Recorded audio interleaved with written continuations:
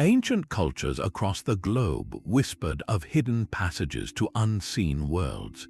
This journey uncovers 25 incredible tales of these mysterious portals, from shimmering bridges to forbidden caves. You will discover a universal human obsession with what lies beyond our own reality. Why did so many civilizations, separated by vast oceans and centuries, share this same compelling vision? What did they believe was waiting on the other side? Which of these legendary doorways feels most real to you? Our journey begins in the cradle of civilization, where the very first written stories of otherworldly doors were etched into clay. In the fertile land between the Tigris and Euphrates rivers, the ancient Mesopotamians envisioned the cosmos as a series of layered realms connected by specific, powerful thresholds. They spoke of the Abzu, a vast subterranean ocean of fresh water that was the domain of the god of wisdom. This was not just a sea, but a literal doorway to a foundational creative force. More profound still was their concept of the Gate of the Gods, a celestial portal that served as the boundary between the world of humans and the divine realm of the Anunnaki, the powerful deities who shaped human destiny. We find the most gripping account of this search for a doorway in the world's oldest great story, the Epic of Gilgamesh. The king Gilgamesh is shattered by the death of his friend Enkidu. His grief launches a desperate, perilous quest not for treasure, but for the ultimate secret, the one thing that lies beyond the final door, immortality itself. His journey takes him to the very edges of the known world, through the tunnel of the sun where no mortal had ventured, all in pursuit of a hidden gate that leads to the immortal sage Utnapishtim. This was not a physical door of wood and stone, but a cosmic threshold, a test of spirit and will. Gilgamesh believed that by passing through it, he could step out of the human condition and into the timeless realm of the gods. What does this tell us about these ancient doorways? They were never simple passages. A gate to the gods was a place of immense danger and profound transformation. To approach it was to seek an audience with powers far beyond human understanding, to ask questions about life and death that still haunt us today. The Mesopotamians understood that crossing such a threshold meant you might not return, or if you did, you would be forever changed. The failure of Gilgamesh to secure immortality is in its own way as telling as success would have been. It cemented the idea that some doors, even if you find them, are not meant to be fully opened by mortal hands. They remain as powerful symbols of our eternal desire to reach beyond what we are, to touch the divine, and to uncover the final mysteries that lie just beyond the veil. While Gilgamesh's quest ended in the mortal world, the ancient Egyptians built their doorways to eternity in stone. Deep within the shadowy tombs along the Nile, archaeologists have uncovered strange and beautiful structures known as false doors. These were not meant for the living to walk through. Crafted from a single slab of granite or limestone, these portals were masterpieces of symbolic art, intricately carved with scenes of offerings and hieroglyphic spells. They served a single, profound purpose: to act as a permanent, one-way passage for the soul of the departed. The Egyptians believed each person had a vital essence, a spiritual double known as the Ka. Upon death, the Ka continued to exist, but it required sustenance from the world it left behind.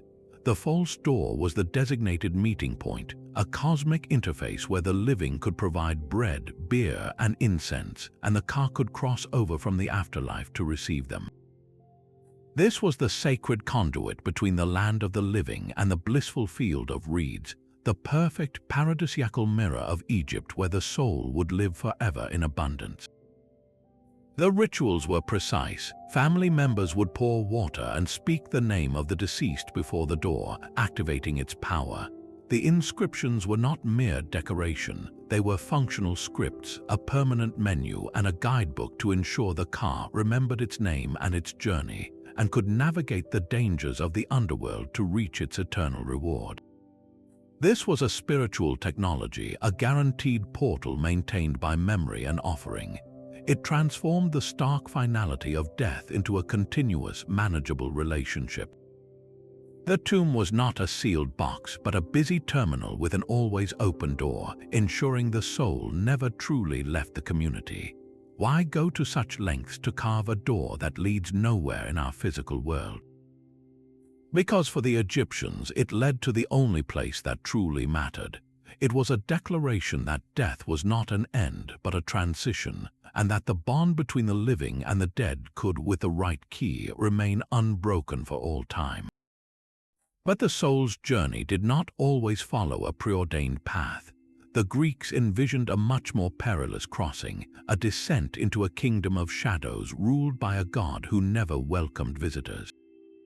Far from the ordered rituals of the Egyptian afterlife, their underworld was a realm you entered only through acts of supreme courage or devastating love, and the most famous door to this silent land was a gaping cave at Cape Tainaran.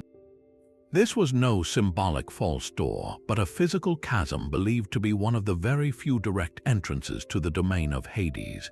The air around it was said to be thick with the scent of poplar trees and the chill of eternal dusk, a place where the barrier between the living and the dead grew thin and fragile.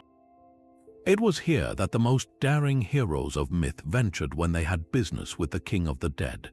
The musician Orpheus made this harrowing journey, his heart shattered by the death of his bride, Eurydice. He did not come with weapons, but with his lyre, using its haunting melodies to charm the very stones of the passage and lull the three-headed guard dog Cerberus into a temporary sleep. His music was his key, a temporary pass granted out of pity to petition Hades himself for his wife's return. His story reveals the first rule of this portal, that the path down was open to those with a compelling reason, but the path back was a trial few could pass.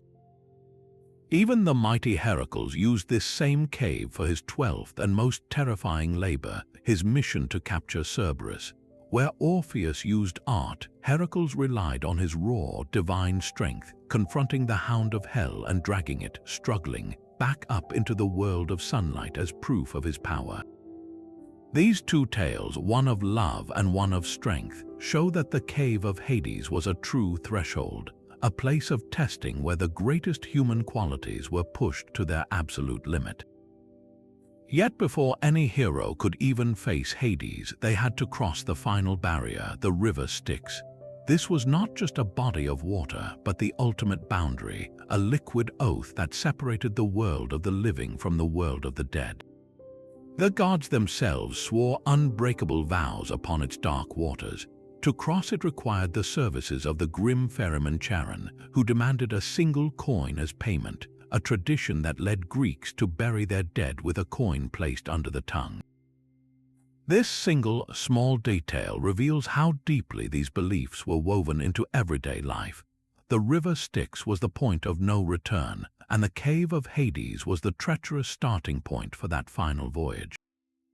These stories were more than just thrilling adventures. They were a complex map of the afterlife, a warning that while a door to the underworld might exist, stepping through it was the easiest part of an ordeal from which almost no one returned unchanged.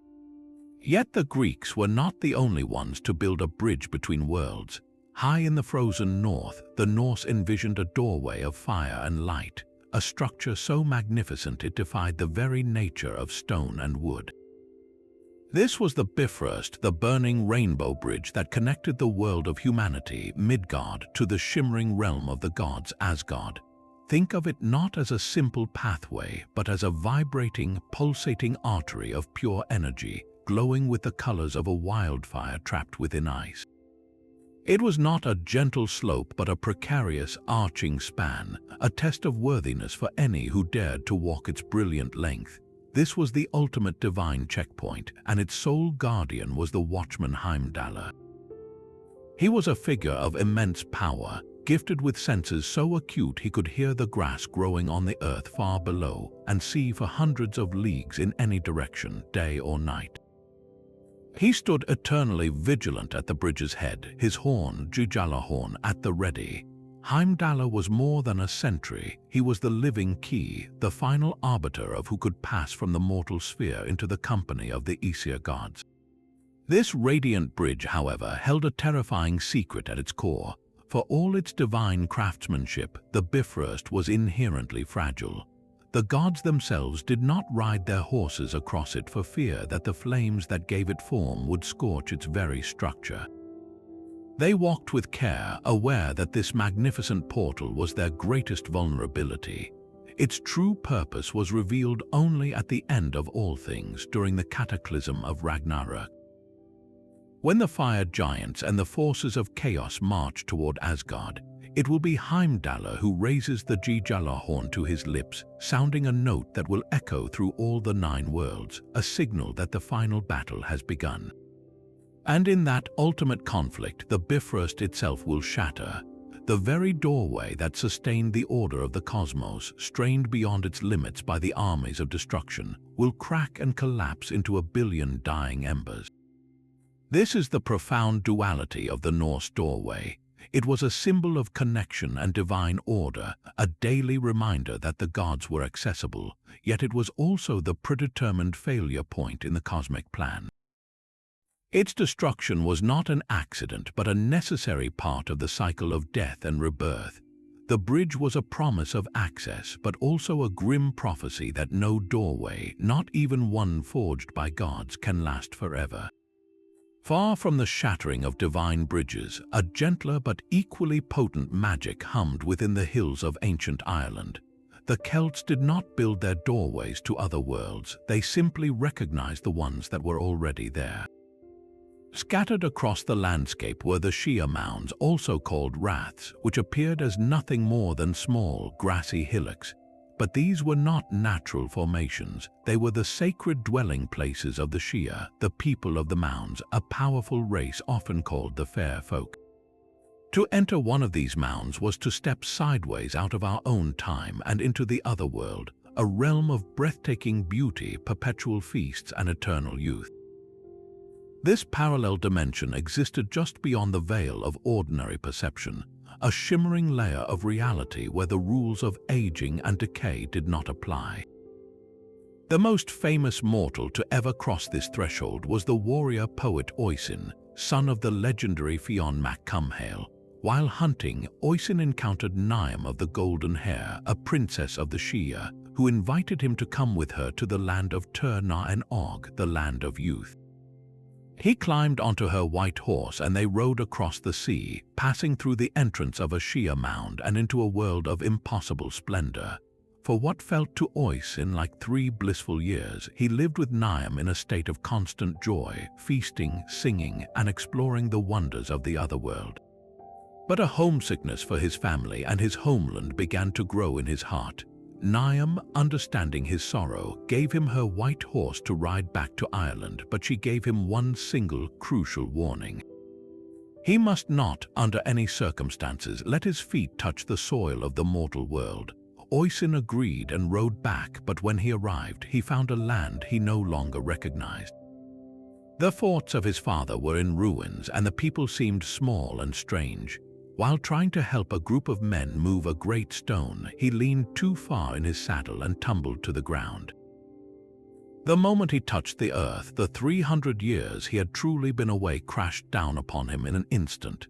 His youth withered, his body aged into that of an ancient man, and the white horse vanished, leaving him alone in a changed world. The story of Oisin reveals the true nature of the Shia mounds. They were not just physical doors, but temporal ones. Time flowed at a different, languid pace in the otherworld, making a brief stay there a passage of centuries back home. This was a doorway that demanded a terrible price for its gifts. You could gain immortality and beauty, but only by severing every tie to the world you left behind. The Shia mounds taught that some thresholds once crossed can never be fully uncrossed, and that the greatest magic often comes with the heaviest of conditions. A different kind of doorway awaits high in the Himalayas, one not of myth but of living faith. In Hindu tradition, the entire cosmos is connected by a sacred axis, and the most powerful of these spiritual conduits is the majestic pyramid-like peak of Mount Kailash. This is not merely a mountain, it is believed to be the literal, physical home of Lord Shiva, the god of dissolution and transformation. For thousands of years, pilgrims have undertaken the grueling journey to circumambulate its base, a walk of over 30 miles in thin air, not to reach the summit, but to honor the divine residence they can never physically enter. The mountain itself is the ultimate doorway, an impassable, silent gate to a realm beyond human comprehension. Yet for those seeking a more intimate audience with the divine, there is another, more accessible portal, the Amarnath Cave.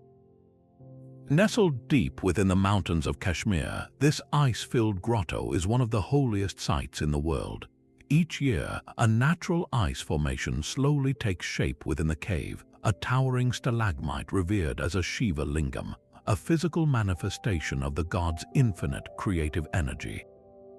The journey to this cave is a pilgrimage of immense physical hardship, a test of devotion through harsh terrain and extreme weather. But the goal is not sightseeing, it is darshan, the auspicious act of seeing and being seen by the divine. To stand before that shimmering pillar of ice is to stand at the very threshold of Shiva's abode. It is a direct conduit for prayer and a powerful reminder of the central promise of this spiritual path, moksha. This concept of liberation is the ultimate purpose of approaching such a doorway.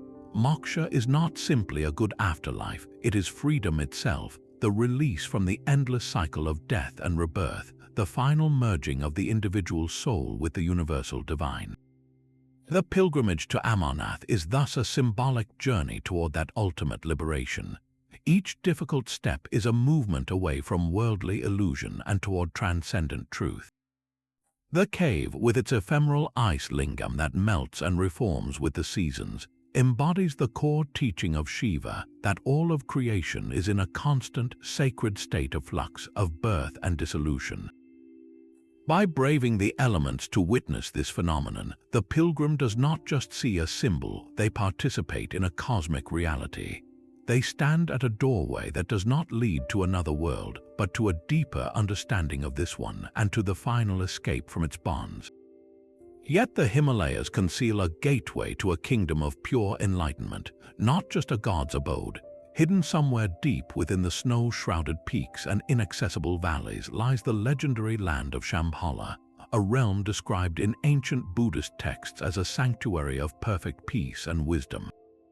This is not a myth of the distant past, but a prophecy of the future, a place where the teachings of the Buddha are preserved uncorrupted, waiting for the outside world to fall into darkness. According to the Kalachakra Tantra, one of the most complex spiritual systems in Buddhism, Shambhala is a physical place, a hidden valley protected by a ring of towering mountains. Its people are not gods, but enlightened beings living in a society free from poverty, war, and suffering. They have perfected their minds and their civilization, creating a utopia that exists in a state of harmony we can scarcely imagine. The portal to this kingdom is not a door of stone or a fiery bridge, but a subtle, spiritual passage. It is said that only those with a pure heart and a mind perfectly attuned through deep meditation can perceive the entrance which remains invisible to all others. This is a doorway that cannot be found on any map because it is a test of one's own inner state.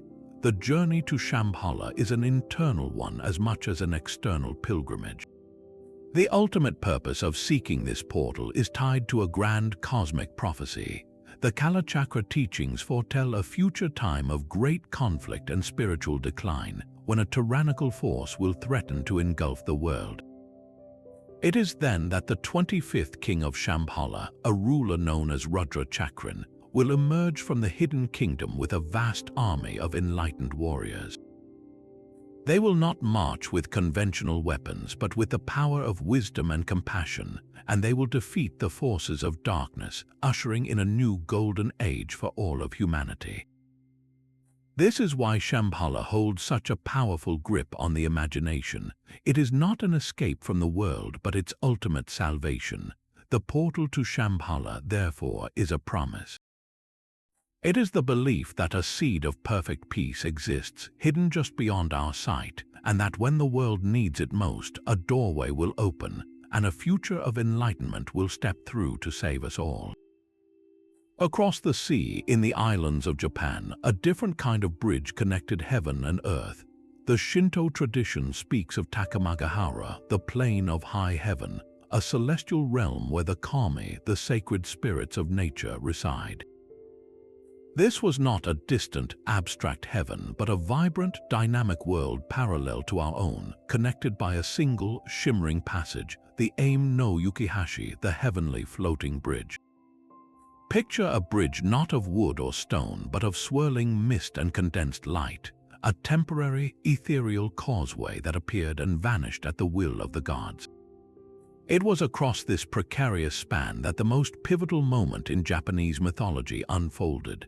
The celestial kami looked down upon the earthly world and found it in a state of chaos plagued by unruly spirits. To pacify the land and establish order, the divine couple, Izanagi and Izanami, were tasked with creating the Japanese islands, but their work was not yet complete. The sun goddess Amaterasu, the most revered of all kami, decided to send her own grandson, the god Ninigi, down to rule the earth. His descent from Takamagahara was a moment of profound significance. Ninigi did not simply fly down, he crossed the heavenly floating bridge, stepping from the eternal realm of the kami directly into the mortal world. He carried with him three sacred treasures, the mirror, the sword, and the jewel, which became the divine symbols of the Japanese imperial line. This was not just a journey, it was a sacred contract, a direct infusion of divine authority into the human realm. The heavenly floating bridge was the physical proof of that connection, a one-way portal that established an unbroken lineage from the sun goddess to the first emperor of Japan.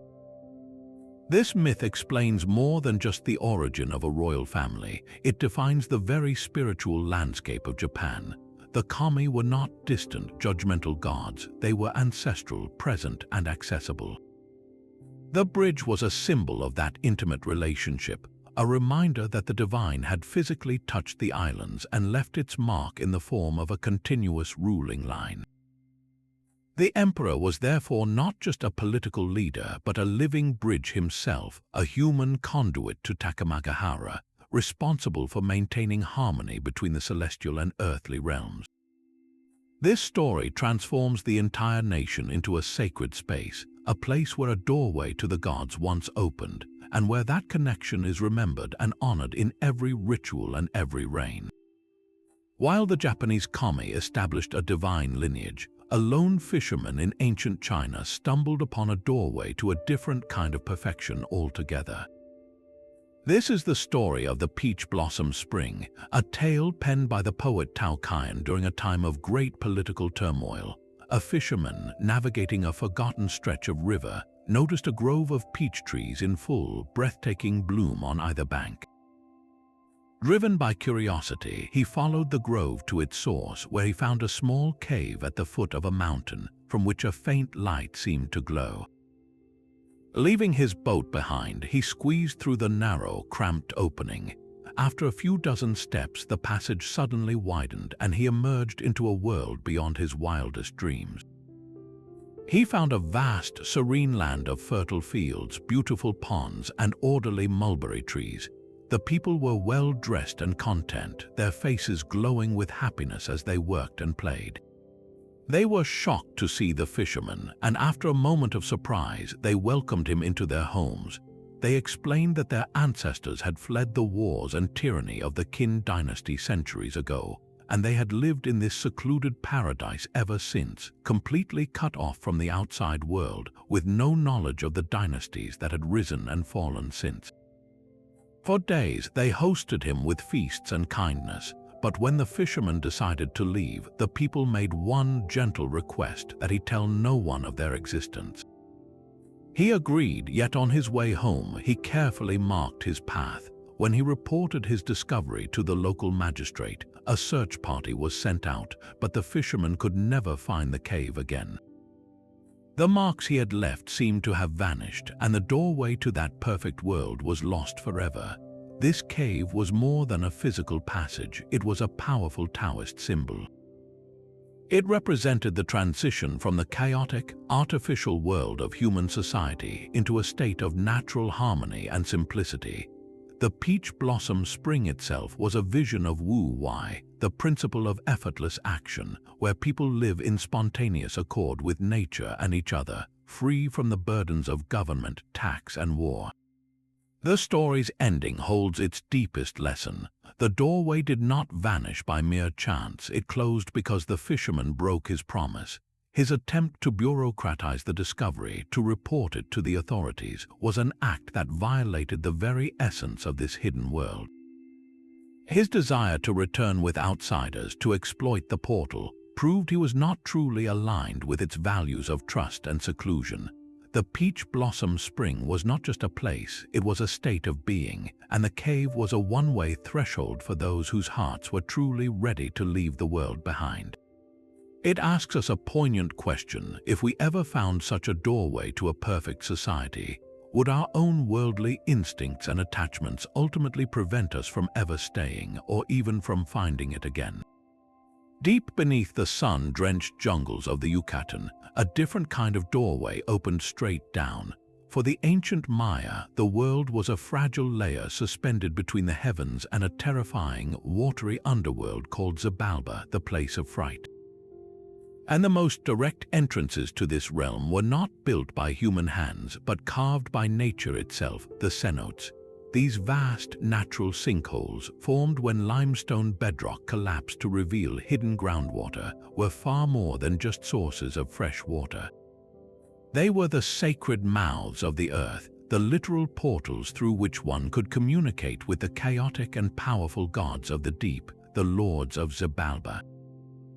To stand at the edge of a cenote was to stand at the brink of another world, gazing into a dark, cool abyss where the boundaries between realms grew thin. The Maya believed that rain deities like the powerful Chok resided in these watery depths, and that the sun each night would pass through Xibalba on its journey back to the dawn. To ensure this cosmic cycle continued, to beg for rain in times of drought or to seek favor, the Maya would send gifts through the portal. They lowered precious offerings into the still, dark waters, jade carvings, intricate gold ornaments, and beautifully painted pottery, all meant to appease the volatile gods below. But the most powerful communication required the ultimate sacrifice. In times of great crisis, the Maya would send human messengers. Archaeological discoveries in cenotes like the sacred cenote at Chichen Itza reveal a somber truth: the bones of men, women, and children, often accompanied by rich offerings of jade and gold. These were not random victims thrown into the water, but carefully chosen individuals, perhaps warriors, priests, or nobles, who were seen as worthy emissaries. Their descent into the cenote was a ritual of profound significance, a direct transaction with the divine. They were the living letters sent through the doorway, their lives offered in exchange for the continued order of the world above, for rain, for fertility, for the sun's return. This practice reveals a worldview where the cosmos was in a constant, precarious balance, maintained only by a continuous dialogue with the powers of the underworld, a dialogue conducted through these dark, silent portals in the earth.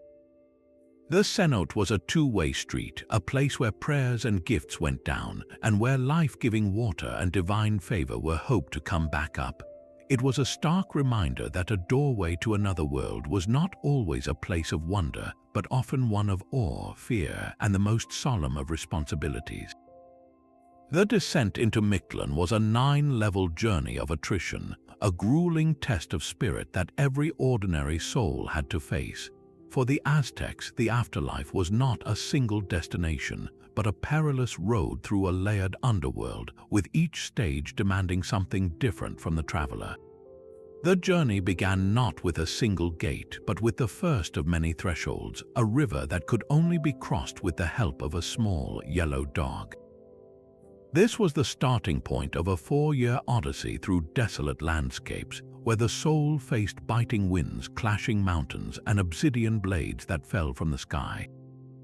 Each of the 9 layers was its own form of purification, a gateway that stripped away the memories and attachments of the life just lived. The final gate was the most challenging of all, a passage through the narrow space between two mountains that were perpetually crashing together, a final test of the soul's resolve and worthiness to find rest in the deepest chamber of silence. This was not a punishment but a necessary process. To reach the final piece of Mictlan, the soul had to be utterly unmade, its identity erased by the trials of the journey, before it could be absorbed into the silent, collective eternity presided over by the skeletal Lord Mictlantecuhtli. The living played a crucial role in this arduous passage. Archaeological digs across ancient Mesoamerican sites have uncovered the physical evidence of this belief: small, clay dog figurines buried alongside the dead. These were not mere tokens of affection, but essential tools for the first great obstacle. The Aztecs believed the spirit of this clay dog would awaken to guide its owner across the initial river, a faithful companion for the first steps of the long dark. Further offerings, from precious jade beads to bundles of food and water, were placed in graves to sustain the soul for the unimaginable trek ahead. Every ritual performed by the family, every object carefully interred with the body, was a form of spiritual packing, an attempt to equip a loved one for the most difficult journey they would ever undertake. The entire culture was oriented around supporting this final voyage, understanding that a successful passage through the 9 gates of Mictlan was the ultimate goal of a mortal life, a final transformation that required the help of both the living and the dead. High on the desolate Andean plateau, where the air is thin and the silence feels ancient, stands a monument that defies simple explanation. The Gateway of the Sun at Tiwanaku is a single, massive block of stone, 10 feet tall and 13 feet wide, intricately carved from a single piece of andesite. It does not lead into a palace or a tomb. It stands alone, a solitary frame opening onto empty sky. The local Aymara people have long whispered that this was not built by human hands at all, but by a divine creator, the god Viracocha, who used it as a passage to step into our world and bring forth the first humans. The sheer scale and precision of the carving, achieved with what we would consider primitive tools, fuels the belief that this gateway was something far more than a ceremonial arch. Could it have been a literal stargate, a portal activated by celestial alignments or forgotten energies, allowing travel between the stars or across dimensions? The central figure carved above the doorway is a powerful clue. It depicts a stern, radiating deity often identified as Viracocha himself, holding staffs that resemble thunderbolts. Tears stream from his eyes, perhaps symbolizing the life-giving rain he bestowed upon the world. But it is the 48 smaller figures that flank him that truly ignite the imagination. They are arranged in 3 rows, 32 with human faces and 16 with condor heads, and they appear to be running toward the central god as if answering a summons. Some researchers see this as a complex calendar, a precise astronomical map marking solar and lunar cycles. Others look at the same carving and see something else entirely, a schematic. They propose that these figures, with their distinctive headgear and postures, are not gods or calendar notations, but a directory. Each one could represent a different location, a different world, or a different point in time accessible through the gateway. This would make the entire monument not just a symbol, but an operational manual for a portal, a map of the cosmos etched in stone. The gateway's alignment adds another layer of mystery. It is positioned to capture the first rays of the rising sun during the southern hemisphere's winter solstice, a moment of powerful solar energy. Was this the key that unlocked the portal? Did the sunlight striking the carved central figure at a specific angle somehow activate a mechanism we can no longer perceive? The Incas, who later inherited the myths of this site, believed their own rulers were descendants of Viracocha, beings who emerged from such portals. This single stone doorway, standing in lonely grandeur, forces us to ask what a door truly is. Is it merely an opening in a wall, or can it be a focal point for cosmic forces, a permanent address for the divine, waiting silently for the right moment to open once more? These ancient tracks are not marked on any map you can hold in your hands. In the vast, sun-baked landscapes of Australia, Aboriginal cultures perceive the land as a living, breathing text inscribed with invisible pathways known as songlines or dreaming tracks. These are not mere footpaths, but the very arteries of creation itself, resonating with the energy of the dreamtime. The dreamtime is not a past event, but a continuous, parallel reality, the sacred era when ancestral beings rose from a formless earth and walked across the continent, singing the world into existence. With every step, they called out the names of the rivers, the mountains, the animals, and the plants, and these features solidified into being. The paths they walked became the songlines, and the songs they sang became the maps, the lore, and the spiritual essence of the land. To walk a songline is to retrace the footsteps of a creator ancestor. It is an act of remembrance and of continuous creation. The traveler does not just move through the landscape, they sing it. By chanting the ancient songs that describe every waterhole, every rock formation, and every turning of the track, the walker activates the portal. The song becomes a key, vibrating in harmony with the land, thinning the veil between the everyday world and the eternal dreamtime. This allows for a profound connection with the ancestral spirits, a momentary stepping into that sacred reality to draw on its power and wisdom. It is a form of navigation that is also a form of worship where geography and mythology are inseparable.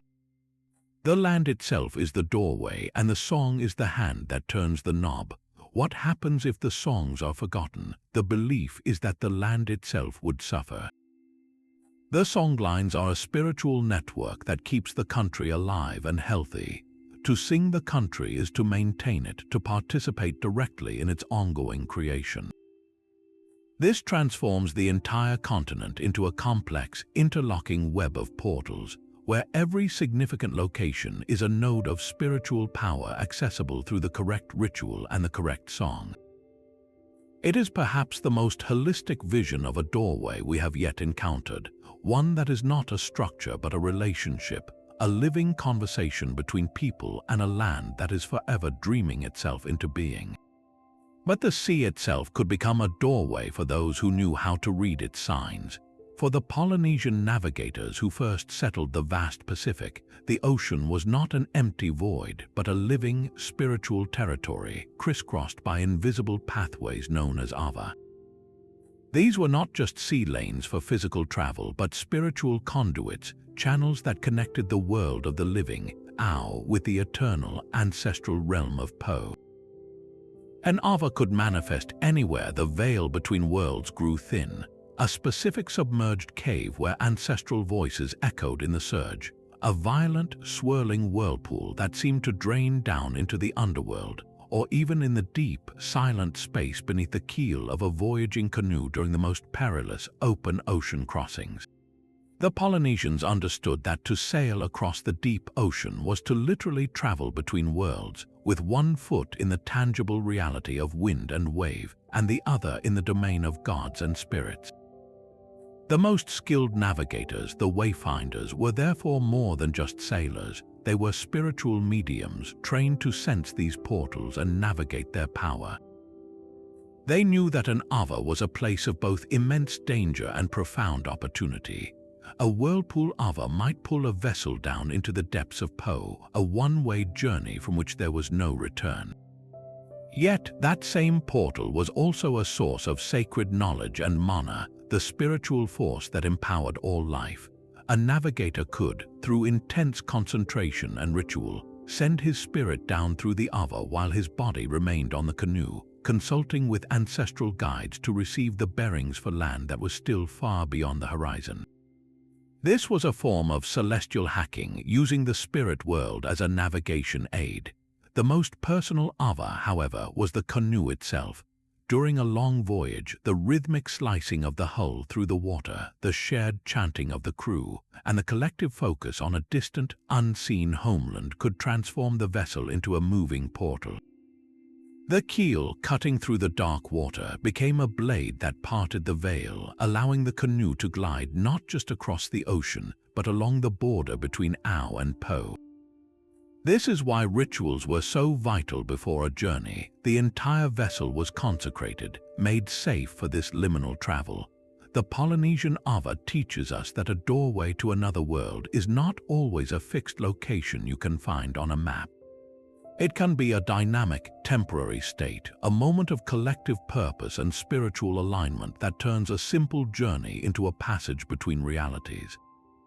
The true key to unlocking these portals was not a physical object but a state of mind, a deep, reverent knowledge that the world we see is only the thinnest layer of a much deeper and far more mysterious reality. Long before the Greeks or Norse dreamed of their bridges, the very first concept of a cosmic doorway was being etched into clay in Mesopotamia. The Sumerians spoke of the Duku, a name that translates simply yet profoundly as the mound of creation. This was not a geographical feature you could visit, but a primordial place, the very first patch of solid ground to emerge from the chaotic, watery abyss they called Namu. It was upon this sacred mound that the universe began its transition from formless potential into tangible reality. The Duku was the ultimate point of origin, the cosmic seed from which all existence grew, and more importantly, it was a portal. It was the place where the most powerful gods, the Anunnaki, first gathered to determine the fates, to establish the laws of nature, and to create humanity itself. This mound was the divine assembly point, the first and most important meeting room between the unformed cosmos and the ordered world. But how do you honor a doorway that exists outside of time and space? The Sumerians built earthly replicas. They constructed massive, stepped pyramids known as ziggurats, and these were not just temples, they were deliberate, physical echoes of the primordial Duku. Each ziggurat, with its tiered levels reaching for the heavens, was an artificial holy mountain, a landing pad for the divine. The summit of a ziggurat was not a public space. It was the most restricted area in the entire city-state, accessible only to the highest priests and perhaps the king. It was there, in a small shrine at the very top, that the connection was made. The priests performed rituals to draw the presence of the city's patron god down from the celestial realm and into the temple. The ziggurat was a conduit, a focal point that channeled divine authority from the cosmic Duku directly into the heart of human civilization. This transformed the entire city into a sacred entity, a place where the original creative power of the universe was still accessible, still flowing through this architectural portal. The act of building these colossal structures was itself a reenactment of creation, piling earth and brick to recreate that first life-giving mound rising from the waters. Every ziggurat was a declaration that the city was not just a random settlement, but a deliberate anchor point for cosmic order, a place where the doorway used by the gods at the dawn of time had been permanently reopened. A similar bridge of final reckoning spans the spiritual landscape of ancient Persia, but here your every thought and deed determined its very shape. In the Zoroastrian faith, the moment of death was not an end, but a beginning of the most critical journey of all, a journey across the Chinvat Bridge. This was not a fixed structure of wood and stone, but a living, responsive threshold that each soul encountered after 3 nights of judgment. Its nature was a direct and immediate reflection of the life just lived. For the righteous, the Ashavan, the bridge transformed into a wide, glorious pathway, a welcoming boulevard leading straight to the House of Song, a paradise of infinite light and eternal bliss. But for the wicked, the drudge, the very same bridge became a terrifying trial. It would narrow before them into the sharp edge of a razor blade, impossible to cross. As they attempted this perilous footing, demonic forces would swarm around them, and they would inevitably fall from the precipice, tumbling down into the house of lies, a pit of darkness, despair, and eternal separation from the divine light of Ahura Mazda. This was not a punishment inflicted by a vengeful god, but a consequence generated by the individual's own life choices. The bridge itself was a perfect moral instrument, a cosmic scale made manifest as a passageway. The entire Zoroastrian ethical system, built on the fundamental choice between good thoughts, good words, and good deeds, was a lifelong preparation for this single defining crossing. Every act of charity, every truthful statement, every benevolent thought was like adding width and stability to the bridge they would one day have to walk. Conversely, every lie, every act of cruelty, every selfish thought was like chipping away at its foundation, ensuring it would crumble beneath their feet. The Chinvat Bridge presents a stark vision of personal responsibility, where the soul is its own judge and the doorway to the afterlife is a perfect mirror of the life that was lived. It asks a haunting question of every individual: what kind of bridge are you building for yourself with every single day that you are given? Far to the east, across a sea no mortal ship could truly cross, lay the Slavic vision of Paradise Erie. This was not a land for the living, but the eternal destination for the souls of the departed and the one other group granted free passage, the birds. Every autumn, people watched flocks of storks, nightingales, and cuckoos fly south, not merely toward warmer climates, but on a direct journey to this otherworldly realm. They believed these birds were winged messengers carrying the souls of the dead with them to their final resting place, a land of perpetual summer where it was never winter and the trees bore golden fruit. But how did one find the way to such a distant and hidden paradise? The path was marked by a single, colossal landmark, the World Tree. In Slavic belief, this was not just any tree, but a great oak that stood at the very center of the universe, its roots digging deep into the underworld and its branches supporting the heavens. This tree was the axis of all worlds, a living ladder connecting every layer of existence. For the soul-seeking Erie, the journey was a vertical climb, an ascent from the roots of reality up through the trunk and into the highest branches, which themselves stretched into the celestial paradise. This was the soul's final pilgrimage, a climb toward eternal light and peace. Yet such a potent gateway was never left unguarded. The entrance to Erie was watched by a Zime, a powerful, dragon-like creature of immense wisdom and ancient magic. This was no mindless beast, but a conscious guardian, a keeper of the threshold who decided which souls were worthy of entry and which would be turned away. The Zime was the final test, the embodiment of the boundary itself. Its presence taught that even in a paradise meant for souls, not every spirit was automatically welcome. Purity of heart and a life well lived were the true keys required to pass. This intricate cosmology wove the natural world directly into the spiritual one. The migration of birds was not just a biological event, but a sacred, seasonal exodus. The World Tree was not a myth, but a spiritual map explaining the soul's journey. The entire system reflected a profound understanding of cycles, of death and rebirth mirrored in the leaving and returning of the birds each year. It presents a gentle vision of the afterlife, one guided by nature's own rhythms and protected by ancient magic, where the final doorway is not a cold gate, but the living branches of a tree that touches the sky. Yet another island of mist and mystery lies at the heart of British legend, a place where history and magic intertwine beyond all separation. This is Avalon, the Isle of Apples, the final refuge of the great King Arthur after his last tragic battle at Camlan. Mortally wounded, he was not taken to a common grave, but placed on a barge that glided into a thick, perpetual bank of fog, a living veil that parted for him alone. Avalon was not a destination you could simply sail to with a map and a compass. It was a portal realm, a dimension of healing and timelessness that existed just beside our own, separated not by ocean but by a shimmering curtain of enchantment. Its access was governed not by coordinates but by worthiness and need. The island itself was a paradise of gentle slopes and orchards heavy with magical fruit that could heal any wound and grant longevity. A place where time flowed at a different, slower pace, allowing heroes to rest until their world required them once more. And guarding this vital threshold was perhaps the most complex gatekeeper in all of mythology, Morgan Le Fay. She was not a simple sorceress, but a master of the ancient arts, a healer of profound skill, and a half-sister to Arthur himself. It was she who presided over Avalon, who decided when the mists would part and for whom. Her role was one of immense responsibility, balancing the needs of the mortal world with the sacred secrecy of the otherworld. She was the living key, the one who could guide a wounded king through the veil and ensure his rest was undisturbed.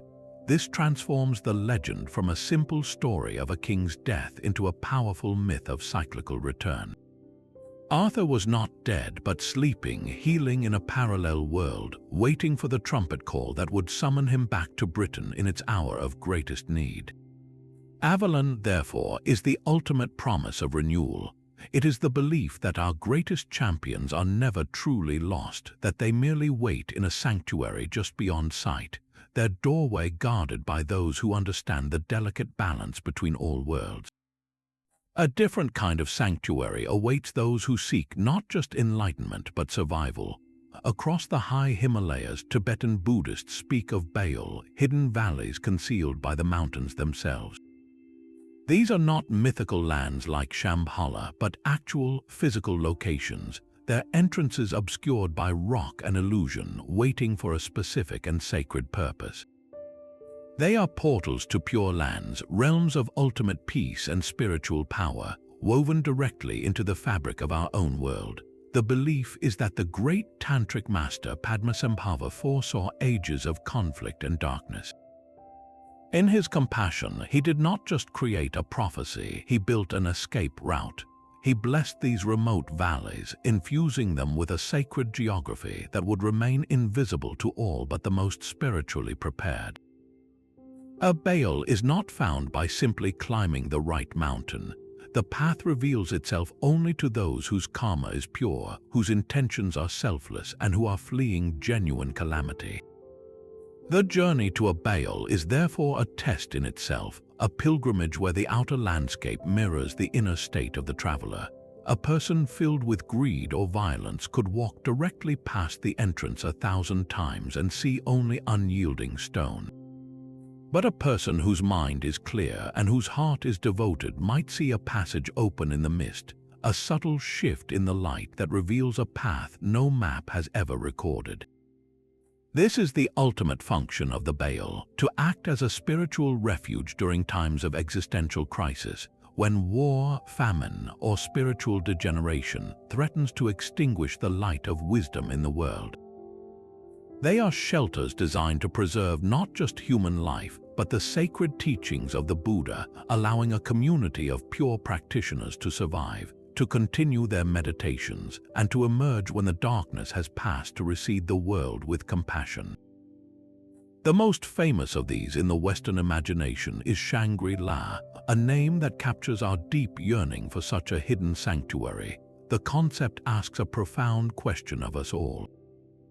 If a doorway to a perfect refuge existed, but it could only be opened by the quality of your own character, would you be worthy of finding it? The vibrant blue of its glazed bricks would have been a shock of impossible color against the Mesopotamian desert. This was the Ishtar Gate, the eighth and most magnificent entrance to the inner city of Babylon, but it was never meant for mere mortals. Its surface, a deep lapis lazuli, was studded with over 570 golden lions, bulls, and the mysterious Mushhushu dragons, creatures sacred to the gods Marduk and Ishtar. To walk through this gate was to pass through a menagerie of divine power, a symbolic procession into a realm where the earthly and the celestial met. The gate was not a defensive structure, it was a declaration, a physical representation of Babylon's special relationship with the gods, and specifically with the goddess of love, war, and fertility, Ishtar. Her name adorned the gateway, marking it as her property, her designated portal into the heart of the city. But this symbolic portal became a literal conduit for the divine during the most important event of the Babylonian year, the Akitu festival. This 12-day celebration was not just a holiday, it was a cosmic reset, a ritual that reaffirmed the king's right to rule and, more critically, the gods' continued presence among their people. The climax of the festival was a grand procession where the statues of the gods, including Marduk, Nabu, and Ishtar herself, were removed from their inner sanctums and carried out through the Ishtar Gate. They were taken to a special temple outside the city walls, and then, after a period of ritual drama and reenactments of cosmic battles, they were triumphantly brought back through the gate and returned to their homes. This was the moment the gate's true function was activated. It became the official, sanctified doorway through which the divine sovereigns re-entered their city, blessing it for another year. The king himself would grasp the hand of the statue of Marduk, physically leading the god through his own gateway, a powerful act that demonstrated he was the god's chosen representative on earth. The gate was the hinge upon which this entire cosmic drama turned, the point where the veil was at its thinnest and the gods physically crossed over into the human world. The procession was more than a parade. It was the reactivation of a sacred contract, a renewal of the very bond between heaven and earth, all channeled through that single, breathtakingly beautiful blue archway. Deep beneath the palace of Knossos, a different kind of doorway twisted in the dark.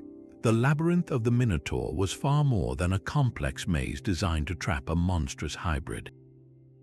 In its endless, winding corridors, we find the architecture of a portal, a deliberately confusing threshold leading to a chthonic or underworld realm. The Minotaur itself, the bull-headed man confined at its center, was not merely a beast.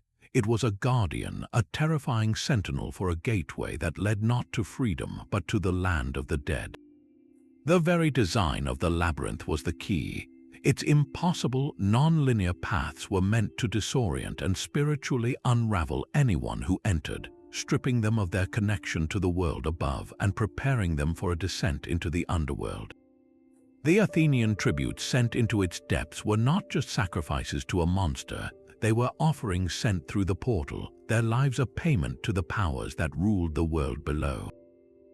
This interpretation transforms the entire myth from a simple monster-slaying adventure into a profound ritual drama about the relationship between the living and the chthonic forces that governed fertility and the cycle of life and death. The bull, a central symbol in Minoan culture, was deeply linked to these earth powers. Could the legend of the Minotaur be a distorted memory of a sacred and terrifying initiation rite? Archaeological finds at Knossos and other Minoan sites lend startling weight to this idea. While no physical labyrinth has been found, excavators have uncovered what they call pillar crypts, windowless underground rooms centered on a pair of massive sacrificial pillars. These were not structural supports but objects of veneration, frequently marked with double axe symbols, the labries.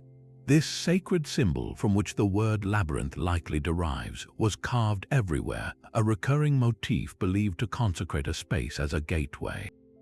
In these dark, subterranean chambers, rituals were performed that seemed to have involved the pouring of libations, offerings of wine, oil, and honey directly into the earth through special holes in the floor. This was a direct feed to the underworld, a deliberate act of communication with the chthonic deities. The act of navigating a ritual maze, perhaps drawn on the floor or enacted in a ceremony, could have been a symbolic journey to the edge of that other world, a way for a priest or a spiritual seeker to confront the primal, chaotic forces of the earth before returning with a renewed understanding of life's delicate balance. The labyrinth, therefore, stands as one of history's most intricate and psychological portals, a door that was not a frame to walk through, but a path to be endured, a disorienting spiral that led the traveler inward, downward, and ultimately, face to face with the ultimate guardian of the threshold. A small, unadorned hole in the floor of a darkened room held the entire memory of a people. For the Hopi and other Pueblo nations of the American Southwest, this was the Sipapu, the navel of the world. It was not a grand archway or a fiery bridge, but a humble opening that symbolized the most profound of all journeys, the very emergence of humanity into this, the fourth world. Their cosmology tells of a great migration upward through a series of previous worlds, each one teaching vital lessons before being abandoned. The passage from the third world to our own was through this sacred portal, a place where the first people climbed up from the underworld, guided by the spirit of the locust to meet their creator, Masor. The Sipapu is that exact spot, the point of origin, forever marked and remembered. This is why every traditional Pueblo kiva, the circular, subterranean ceremonial chamber, contains its own small Sipapu. It is a deliberate, physical echo of that original gateway, a permanent reminder of where they came from and the sacred contract they made upon arrival. During ceremonies, the presence of this opening transforms the entire kiva. It becomes more than a meeting place, it becomes a living connection to the underworld, not as a place of fear, but as the previous home of the ancestors. The smoke from sacred pipes, the rhythm of the drums, the vibrations of prayer, all are channeled down through that small hole, carrying messages of gratitude and requests for guidance directly to the spirits below. It serves as a two-way conduit, ensuring the wisdom of the ancestors can flow back up into the world of the living. The Sipapu teaches a powerful lesson about the nature of a true doorway. It does not need to be magnificent to be powerful. Its significance lies not in its size, but in its story, in the memory it holds, and the continuous relationship it maintains. It is a portal of emergence, of constant return, and of humble remembrance, asking us all to consider from what deep place did our own people first step into the light. From the humble Sipapu, we journey to the frozen forests of Finland, where a different kind of cosmic anchor hummed with creative power. The ancient Finns sang of a mysterious artifact called the Sampo, a treasure forged not of simple gold, but of magic and cosmic necessity. Its story is told in the national epic, the Kalevala, a saga of rival poets and gods battling over this single, miraculous object. But what was the Sampo? Descriptions are tantalizingly vague, calling it a many-colored, brightly covered lid, or a device that ground out endless prosperity. It was not merely a cornucopia or a treasure chest, but something far more profound. Many scholars see it as a symbolic axis mundi, a world pillar that held the different levels of the cosmos in harmony. It was said to have a root in the earth, a head in the heavens, and its turning connected all three realms. This interpretation transforms the Sampo from a simple magical item into a functioning portal, a rotating spindle at the center of reality whose constant motion generated not just grain, salt, and gold, but the very balance of the world itself. Its creation was an act of supreme magic and cunning. The eternal bard Väinämöinen enlisted the legendary blacksmith Ilmarinen to forge it, promising him a bride in return. Ilmarinen labored for days, but he was not hammering common metal. He was working with the very essence of creation, attempting to build a machine that could channel cosmic energy into tangible wealth and stability. When the Sampo was finally complete, it was taken to the misty northern land of Pohjola, where it was secured inside a great stone mountain. From this hidden chamber, its magical grinding brought unimaginable fortune to the people of the north, leaving the land of Kaleva in poverty and envy. This setup creates a conflict that is more than a simple raid for treasure. Väinämöinen, Ilmarinen, and the hot-headed warrior Lemminkainen eventually sail north to steal the Sampo back. Their journey is not across a simple sea, but into the heart of the otherworld to confront the powerful and sorceress Lauhai, the mistress of Pohjola. The ensuing battle is a cataclysm of magic and steel. They succeed in wresting the Sampo from the mountain, but their escape is chaotic. During a furious sea battle, the Sampo is shattered, its pieces scattering into the ocean. What remained of its lid, its many-colored cover, was washed back to the shores of Finland, bringing with it a fragment of its blessing, enough to ensure the land's fertility for ages to come. The destruction of the Sampo feels like the closing of a cosmic doorway. The loss of the central pillar meant the worlds were no longer so directly connected. The flow of effortless abundance was severed, and humanity was left to forge its own prosperity through hard work and memory. The tale asks us what we would be willing to do for a device that could end all scarcity, and whether such a perfect connecting portal could ever truly be possessed by mortals, or if its fate is always to shatter, leaving only echoes of its magic behind. A city's arrogance can build a paradise only to have it swallowed by the sands of time. In the vast, empty quarters of the Arabian desert, legends whisper of Aram of the Pillars, a metropolis of such staggering wealth and beauty that its king dared to challenge the heavens themselves. This was not a city that merely fell into ruin. It was a place that was deliberately and completely unmade, transformed from a physical location into a phantom, a permanent lesson etched into the landscape.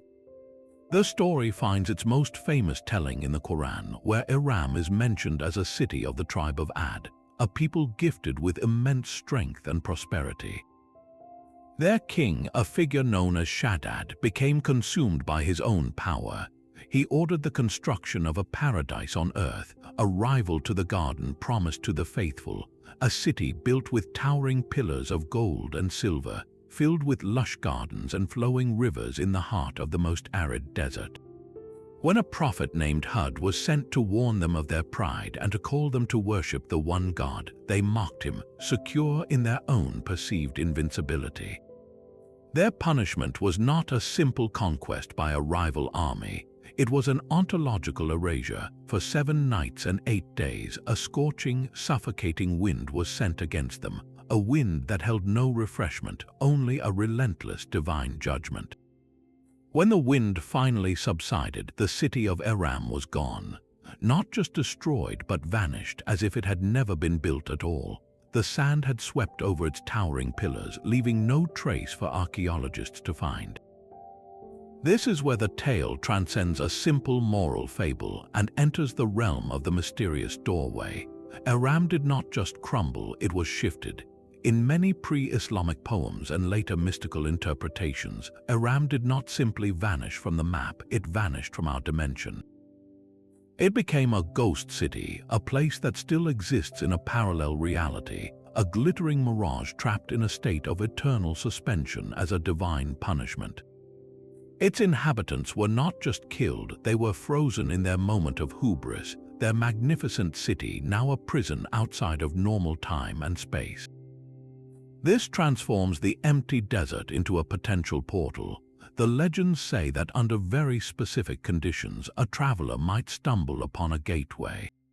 It could be a strange shimmer in the air between 2 specific dunes at a certain hour, a doorway of heat haze that leads not to more sand, but to the silent, spectral streets of Aram itself.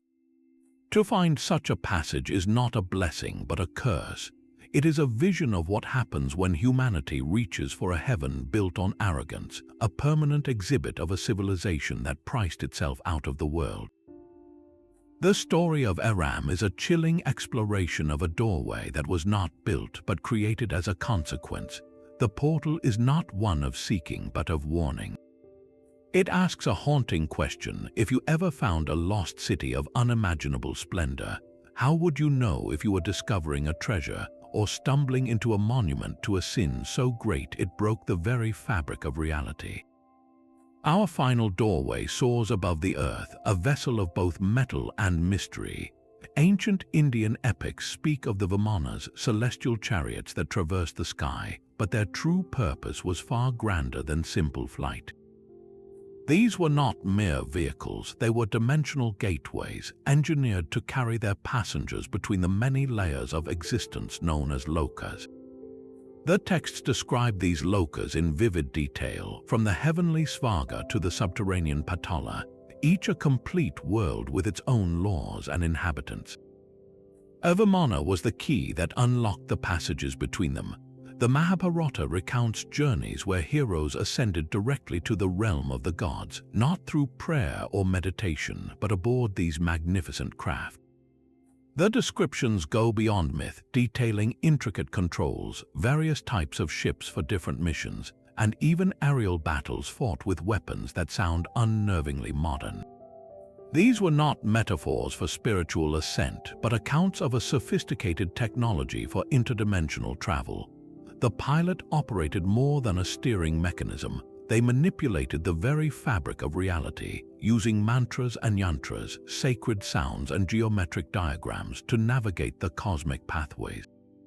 To enter a Vimana was to step into a sealed environment that protected the traveler from the violent transitions between worlds, from the crushing pressures of alternate dimensions and the disorienting shifts in time. This reveals a breathtaking synthesis of science and spirit. The Vimana was a machine, yes, but its operation demanded a purified consciousness.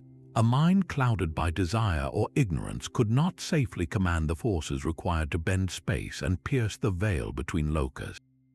The vehicle itself was a temple in motion, a mobile portal that required both technical knowledge and spiritual mastery to unlock.